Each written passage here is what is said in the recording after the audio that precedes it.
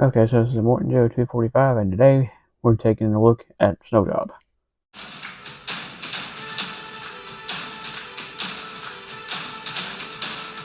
Okay, so this is Snow Job, G.I. Joe's first Arctic trooper.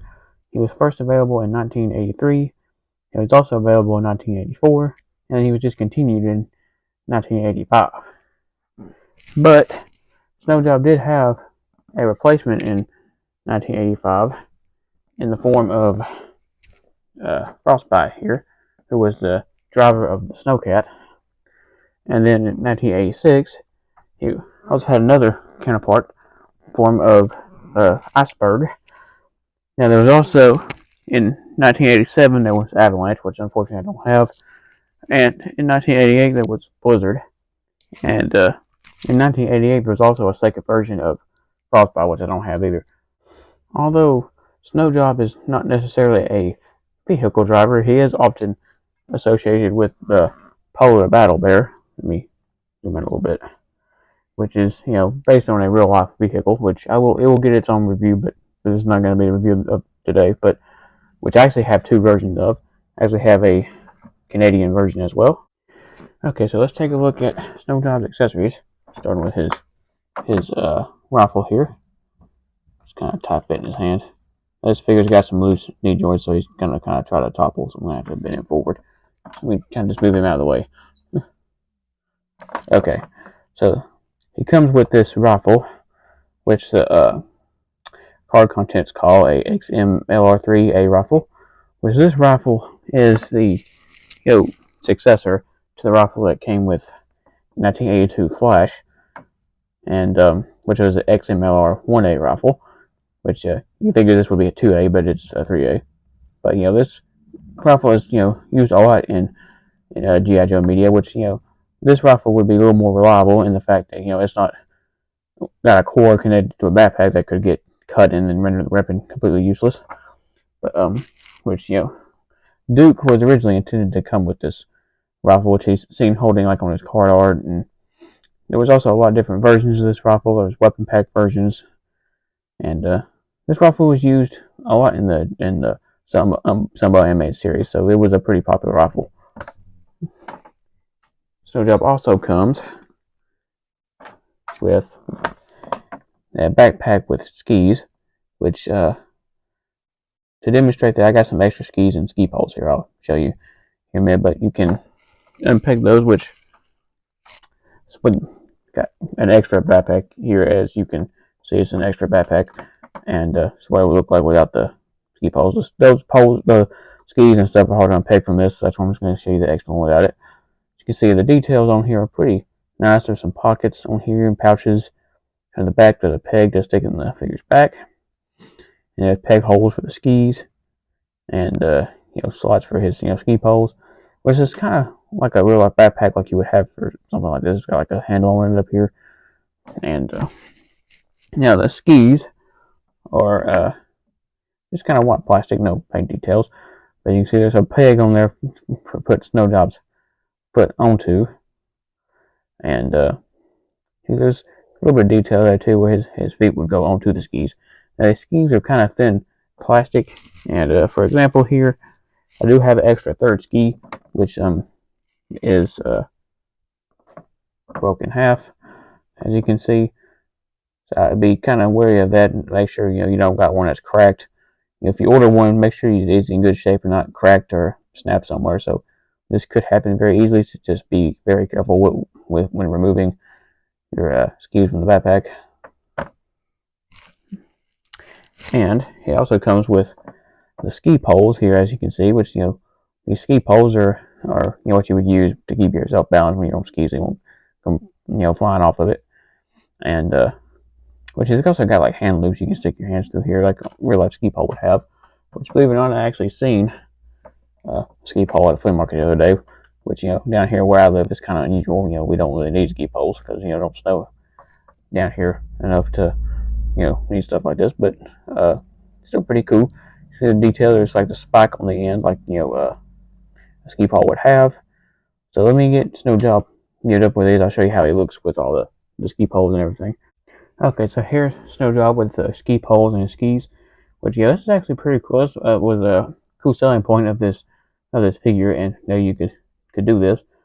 Yeah. And if you live somewhere with a lot of snow, this would be very fun to do with Snow Job. Now, unfortunately, there's nowhere to store the rifle on when he's got the ski poles out and the skis. And I wish they made a place in the backpack where you could have stored the rifle back here or something like this. When he's not using it.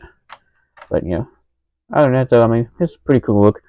It's a pretty good way to display Snow Job on your shelf if you display him. Okay, so let's take a look at the sculpt, design, and color of Snow Job, starting with his head. As you can see on his head here, he has some black goggles, which are I would assume would be to keep the snow and weather out of his eyes, so he can see. And he also has a hood on his head, which is to keep him warm for the environment he specializes in. He has a orange beard, as you can see, which like I said, being in an environment he's in, he would need a beard to help keep his face warm. And going down here, what looks like a black scarf around his neck, as you can see. He's also got these brown straps, which I think are supposed to be for the backpack and the ski poles. You see they kind of go together. Which when you don't have it on here, he still has the straps on, which don't actually look too bad, believe it or not. But going down his outfit, he is equipped for a Arctic environment, that is below 0 temperatures. See, he's got a big heavy jacket on with some pockets here, and where it would close up. On his arms, he has 2 pockets, and on his back, you can see there's the pack hole where the backpack would go, and a kind of square there as well. Going on down, he has a utility belt.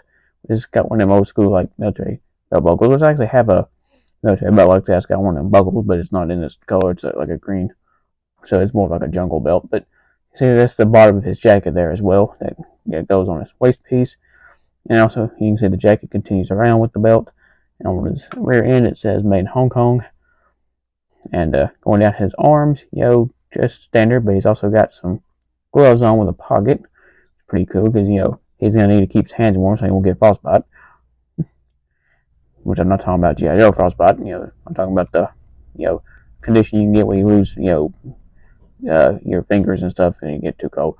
But going down to his legs, on his left leg he has a black pouch, and on his right leg he has a gun holster, which I can't really tell if there's a gun in there or not. I mean, it's kind of like a flap on it, like an old school holster, but still pretty cool.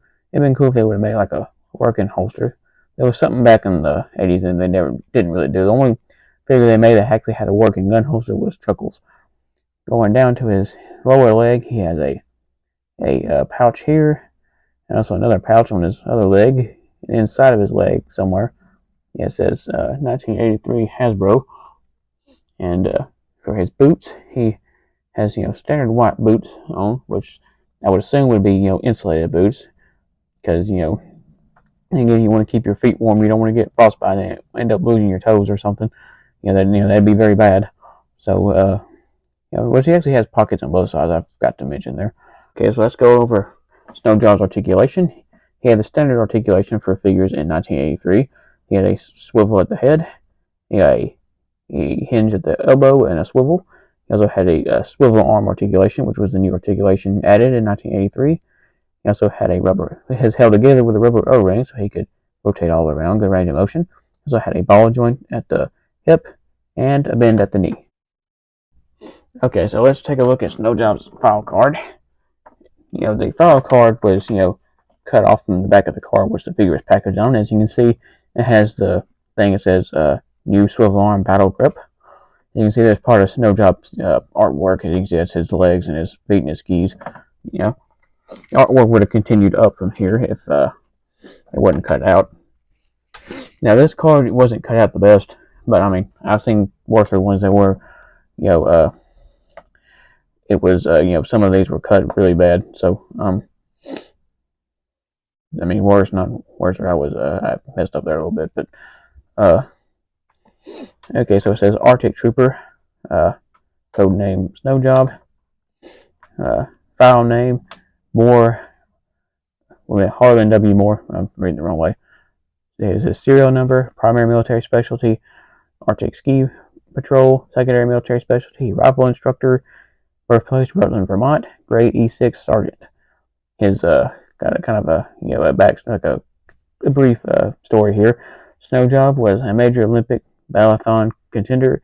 He enlisted initially for special training and support privileges that the Army gives to Olympic champions. However, the concentration of Army PR flags, Snow Job volunteered and was accepted into NATO. The GI Joe was accepted into the GI Joe team. Reading the wrong thing. Qualified and expert all NATO long and range rifles, XMR3 laser rifle, which was the accessory he came with. Submitted, which he's got a quote here at the bottom. It says, submitted by Rock and Roll. You think we call him Snow Job because he does his job on skis? Negative. He is a con artist, pure and simple, except he picks up his rifle sure as heck. Something is going to fall down. And like I said before, these early file cards were written by Larry Hama, the writer of the G.I. Joe comic books, and he put a lot of story and depth in these. Later file cards were written by Hasbro executives in the 90s, and you could tell the difference. Which, if I ever read any of those, you'll be able to see the difference, but I don't have any of those, so that'll be a long down the line.